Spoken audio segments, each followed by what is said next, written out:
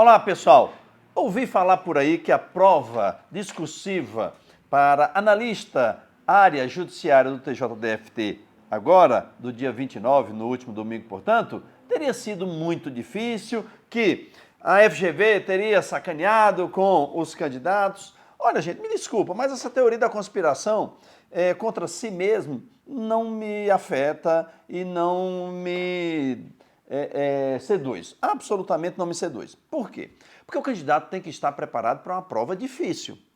E se você me perguntar, professor Zélio, qual o grau de dificuldade você classificaria essa prova discursiva da FGV, do TJDFT, analista judiciário, área judiciária? Eu classificaria de 0 a 10, eu colocaria ali entre 6 e 7. Ok? Então, para mim, ela não foi difícil. Vamos analisá-la? Vamos juntos? Vamos lá. Olha só.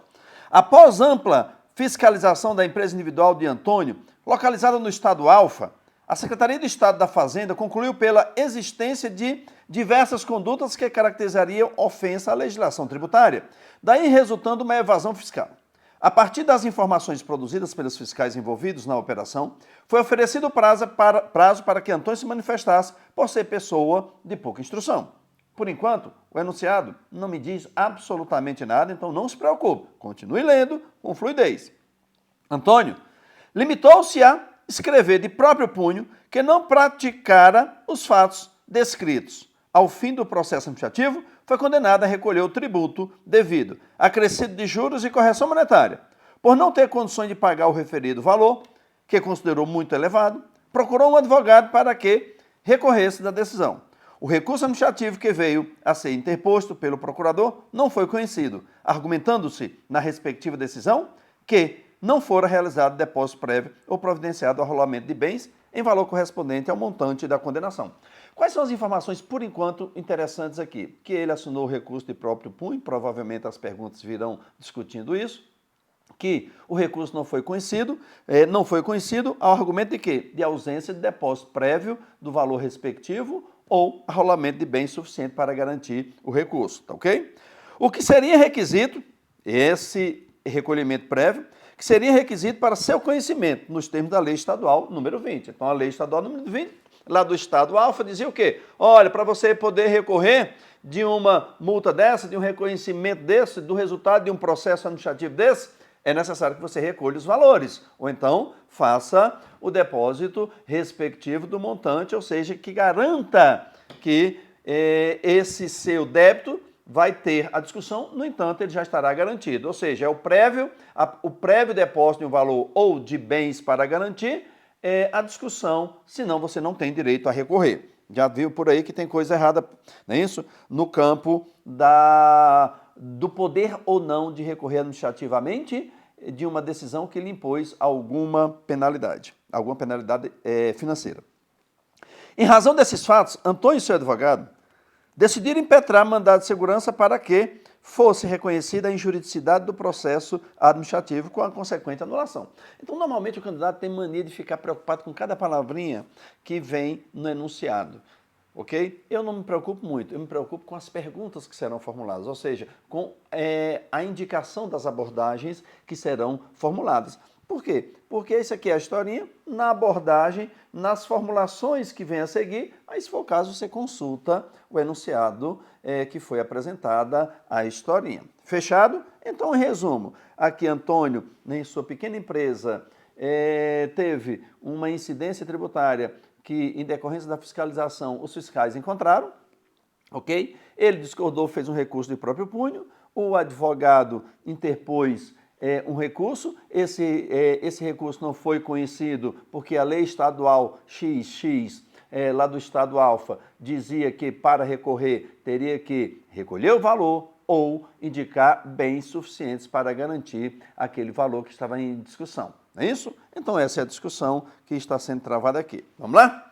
Discorra, agora sim interessa, discorra sobre a narrativa acima, lembrando que são 15 linhas, ok? 15 linhas.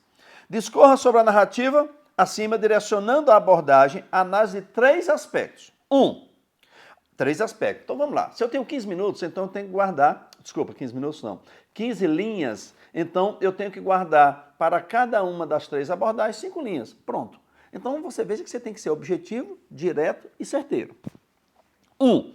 A existência ou não da nulidade de tramitação do processo administrativo pelo fato de a autuada, a empresa individual do Antônio, não ter sido representada por advogado. Bom, aqui em 2 linhas você resolve isso. 2 linhas, não precisa nem das 5. Deixa mais 3 de lambuja lá para os outros questionamentos que nós não vimos ainda. Veja, ele está dizendo que há uma nulidade, abordar a questão da nulidade em razão do seu Antônio ter assinado de próprio punho e não ter feito isso por intermédio de um advogado. Não precisa. Isso tem até súmula vinculante. Não se discute mais isso. O Supremo Tribunal Federal, por intermédio da súmula vinculante número 5, diz que o advogado nesse processo administrativo não é imprescindível. Eu, inclusive, como conselheiro da OAB-DF, lá nos idos de 2010, 2008, 2006, eu tive a oportunidade de me manifestar sobre isso. Então, não precisa. Em processo administrativo, não preciso de advogado. Não é essencial. Isso não gera nulidade. Tá vendo? Simples. Você vai escrever o quê? O que é que você deveria ter escrito? Apenas o seguinte, que não há qualquer nulidade, tendo em conta que a súmula vinculante número 5 dispensa a intermediação, a obrigatoriedade de advogado. Não que não possa contratar advogado, mas não é obrigatório. Se o próprio interessado fizer a sua defesa, isso não gera qualquer nulidade. Percebeu que é simples? Tá claro, se você estudou, gente, é absolutamente simples. Segundo ponto a abordar. Falar sobre a constitucionalidade ou não da exigência de depósito prévio ou arrolamento de bens para o conhecimento do recurso administrativo. Não é isso? Vejam, aqui também é absolutamente simples, mais 2 linhas. Eu acho que vai dar para responder em 6 linhas só, tá, gente? Não precisa nem das 10, nem de 15 linhas, não precisa nem de 10 linhas, muito menos de 15. Veja, também tem súmula vinculante sobre isso. A súmula vinculante 21 diz que você, para recorrer, não precisa de depósito prévio nem de arrolamento de bens garantidores daquela dívida. Não é isso? É como se, por exemplo, para você recorrer de uma multa do Detran, você precisasse pagar antes. Antigamente era assim, você pagava e recorria. Agora imagina só que absurdo, você pagar uma multa de um carro que não é o seu porque veio errado no seu nome, você tem que pagar para depois reaver esse valor? Não faz nenhum sentido. Então, resposta absolutamente simples. Ok? Não há necessidade de fazer esse depósito ou arrolar bens. Isso está expresso na súmula vinculante número 21. Portanto, é inconstitucional tal exigência. Como nós vimos lá no enunciado de cima, nós temos o quê? Nós temos uma lei XX do Estado Alfa que diz que precisa desse recolhimento ou desse arrolamento de bens. Portanto, absolutamente inconstitucional. Você vai escrever simplesmente, a lei XX do Estado Alfa é inconstitucional, eis que exige o depósito prévio ou arrolamento de bens garantidores da dívida, e isso fere a súmula vinculante número 21. Está vendo como é simples? 3. A possibilidade ou não de ser formulado pedido de declaração de inconstitucionalidade da lei estadual em sede de mandado de segurança. Aqui você vai, como você respondeu lá em 3 linhas cada uma, 4 linhas, sobraram aí 2 das outras, então aqui você vai gastar umas 6, 7 linhas, tudo bem. Vejam, há 2 tipos de controle de constitucionalidade, o abstrato e o concreto.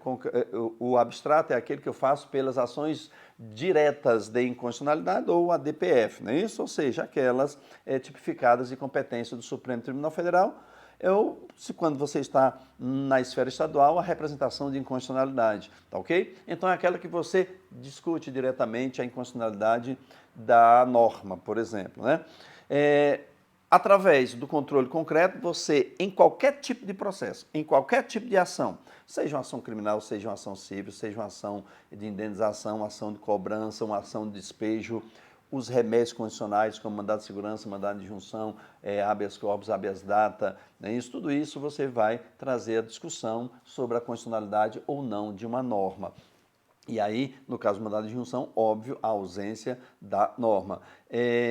Evidentemente, aí você vai atacar a norma. No mandado de segurança você pode fazer isso? Pode. Então é possível, através do mandado de segurança, você atacar essa legislação, ou seja, a decisão do advogado de impetrar um mandado de segurança foi correto? Foi. Por quê? Porque não se pode exigir advogado, não se pode exigir depósito prévio ou arrolamento de bens. Nós já sabemos disso. Bem, com relação ao primeiro ponto, nós já tranquilamente resolvemos. É isso que é a questão do advogado. Com relação à exigência que é mantida pela decisão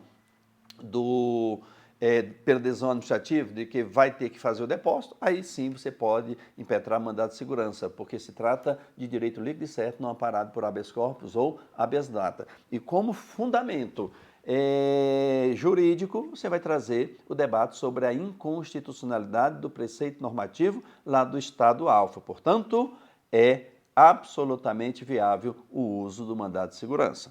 Vejam, simples. Você em 5, 6 linhas, você vai dizer o quê? Sim, só para relembrar o que é que ele diz. A possibilidade ou não de ser formulado pedido de declaração de inconstitucionalidade da lei estadual em sede de mandado de segurança. Você vai dizer, sim, é plenamente possível, uma vez que o mandado de segurança, como se trata de remédio constitucional, pelo qual eu posso fazer o controle concreto, essa inconstitucionalidade pode ser debatida pela via do mandado de segurança, em que a declaração de inconstitucionalidade não será o pedido principal, será o quê? O fundamento para pedir a nulidade do ato administrativo. Então, no mandado de segurança, você vai escrever: declare-se inconstitucional a norma tal, que seja declarada inconstitucional a norma tal, como consequência, entregue o direito. Ou seja, é pela via incidental. Você não entra para anular a norma para todos, você entra para buscar o seu direito. Qual é o direito? A oportunidade de discutir aquele tributo que lhe foi imputado